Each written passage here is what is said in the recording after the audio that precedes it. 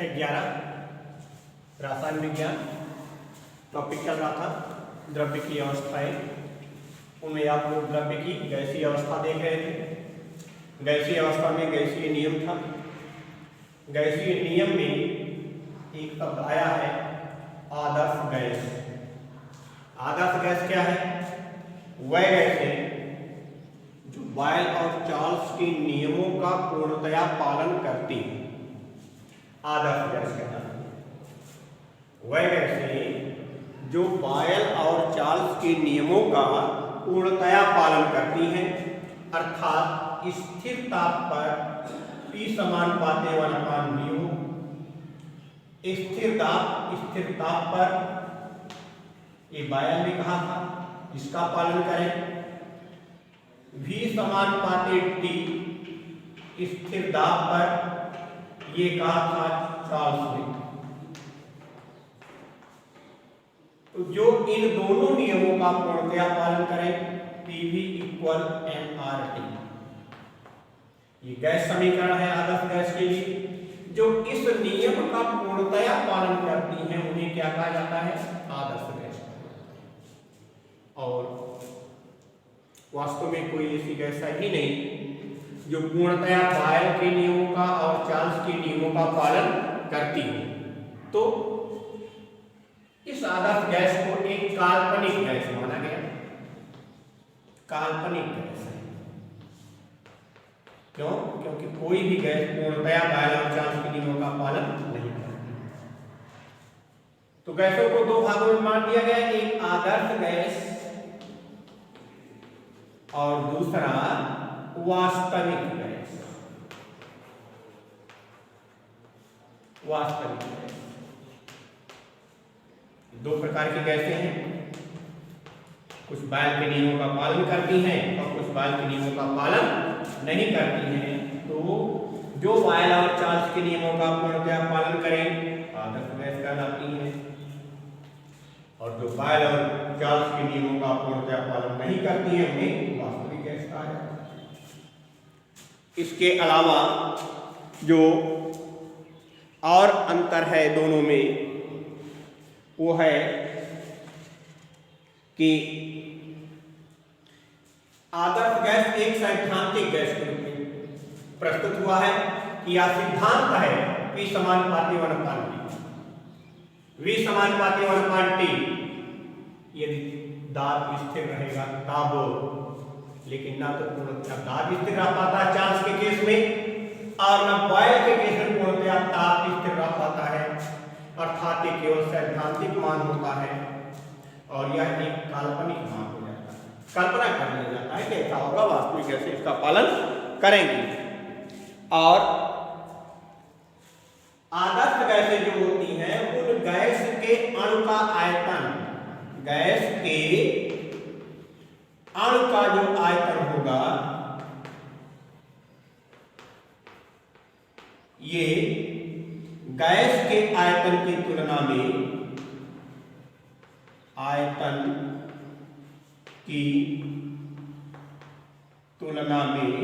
नगण्य होता है। नगण्य होता है।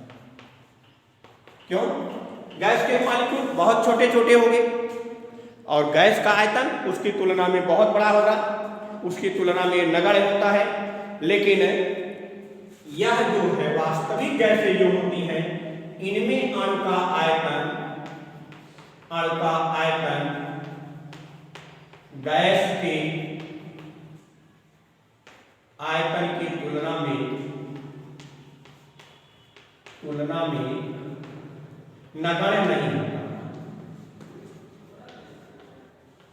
नहीं होता। तो क्या अंतर मिला?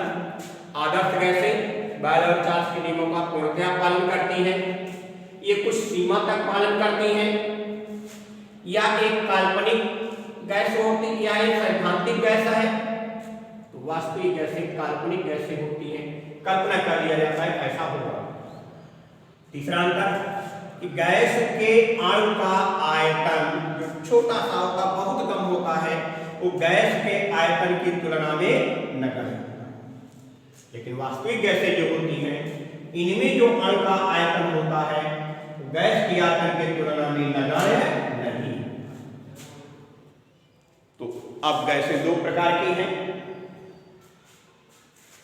काल्पनिक गैसें और वास्तविक गैसें या आदर्श वास्तविक गैसें। अब आगे आप और देख लीजिए कि अगर ये गैसें आदर्श गैस होंगी तो ताप, दाब, ताप व दाब, दाब व आयतन, दाब व ताप, इनके बीच अगर ग्राफ खींचा जाएगा एक सीधी रेखा। लेकिन सामान्यतः क्योंकि कोई गैस आदर्श होती नहीं है, इसलिए जब इनके बीच ग्राफ खींचा जाता है तो कभी यहां से मिल जाता है, कभी इस रूप में मिल जाता है, कभी यहां से आकर जाता है, कभी यहां से आकर जाता है। अलग अलग गैसों के लिए अलग अलग ग्राफ का रूप प्राप्त होता है। ग्राफ के इसी रूप को कहते हैं विचलन, अर्थात वो अपने वास्तविक जो जिधर से जाना चाहिए उधर से ना जा करके या तो ऊपर से जाएंगी या तो नीचे से जाएंगी, ये अलग अलग रूप प्रस्तुत करती है। इसी अलग अलग रूप को क्या कहा जाता है? विचलन कहा जाता है। और विचलन दो प्रकार का, एक धनात्मक और दूसरा ऋणात्मक विचलन। इन धनात्मक और ऋणात्मक के विचलन के बारे में कक्षा 11 में डिटेल से पढ़ोगे। थोड़ा सा और आगे आते हैं कि यदि ये अपने मार्ग मतलब ग्राफ के जिस भाग से जाना चाहिए वहां से नहीं जाती है, मार्ग से विचलित हो जाती है, तो इससे गैस समीकरण पर क्या प्रभाव पड़ता है? तो इसके लिए वान डर वाल ने इस गैस समीकरण में संशोधन किया, जिसे वान डर वाल गैस समीकरण कहा गया। वान डर वाल गैस समीकरण क्या है? पीवी बराबर NRT, ये सदैव सत्य नहीं है, ऐसा वान डर वाल ने सोचा। सत्य नहीं। तो P और V का गुणनफल RT के बराबर नहीं होता है, ऐसा जब वान डर वाल ने सोचा तो उससे क्या निष्कर्ष निकला? इन्होंने कहा कि P भी आवश्यकतानुसार घटता बढ़ता है और आयतन भी, क्योंकि गैस के अणु का आयतन गैस के आयतन की तुलना में नगण्य होता है, आदर्श के लिए विचलित हो रही है। वास्तविक गैसें हैं, इसलिए इनका जो आयतन है वो नगण्य नहीं होता है, आप लोग अभी देख चुके हैं। तो वान डर वाल ने बताया कि P जो है ये P ना हो करके P plus A upon B square, P plus A upon V square. V क्या है? आयतन। ये क्या है? आयतन। और यहां पर n अणुओं की संख्या, ये कर लिया जाए। आयतन में जो उन्होंने पाया कि आयतन जो है V के कर लिया जाए, तब इसका मान RT के बराबर होता है।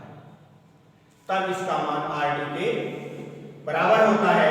अर्थात दाब वास्तविक दाब से कुछ बढ़ जाता है, जबकि आयतन वास्तविक आयतन से कुछ कम हो जाता है।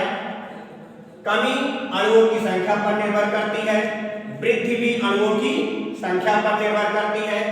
यदि इन दोनों का सामंजस्य किया जाए, संबंध स्थापित किया जाए, तो वह RT के बराबर होता है। इसे वान डर वाल गैस समीकरण कहा गया। अब वान डर वाल गैस समीकरण के पश्चात आप लोग देखेंगे ये जो गैसें हैं अपने मार्ग से जो विचलित हो जाती हैं, आदर्श गैस की तरह व्यवहार नहीं करती हैं, उससे क्या प्रभाव पड़ता है? तो इस प्रभाव को कहा गया संपीड्यता। क्या कहा गया? संपीड्यता कहा गया। इस संपीड्यता को Z से प्रदर्शित किया गया। संपीड्यता को Z से प्रदर्शित किया गया और PV इक्वल जो nRT है, संपीड्यता के आधार पर जो विचलन उत्पन्न हुआ है इसे कहा गया Z इक्वल PV अपान nRT। ये संबंध अगर होगा तो गैसें संपीड्यता की सीमा का पालन करेंगी और एक निश्चित रिजल्ट का मान देंगे। RT है nRT यहाँ पर PV Z इक्वल PV अपान nRT, जहाँ P क्या है, दाब है, V क्या है, आयतन है, N क्या है, अणुओं की संख्या है, R क्या है, गैस नियतांक है और T क्या है, परंपरा। तो संपीड्यता इन दोनों के अनुपात के बराबर हो जाती है। तो इस संपीड्यता का कारण क्या है? तो पहला कारण वही जो बताया गया कि गैस का आयतन बहुत ज्यादा होता है गैस के अणुओं की अपेक्षा में, और दूसरा कारण जो पाया गया, ये पाया गया कि गैस के अणुओं में जो है आकर्षण बल एकदम नहीं होता है, लेकिन जब उन्हें दाब दिया जाता है, जब उन पर दाब बढ़ाया जाता है, उनका आयतन घटाया जाता है, तो उनके बीच आकर्षण बल कार्य करने लगता है, जिससे गैसें द्रवित हो जाती है और उन्हें द्रव में परिवर्तित कर लिया जाता है। इस विचलन का यही दो कारण समझ में आया। इसके बाद यदि गैसें द्रवित हुई हैं तो उस पर उसके द्रवित होने से गैसीय नियम पर PV इक्वल nRT पर क्या प्रभाव पड़ा, इसकी चर्चा हम लोग अगले वीडियो में करेंगे।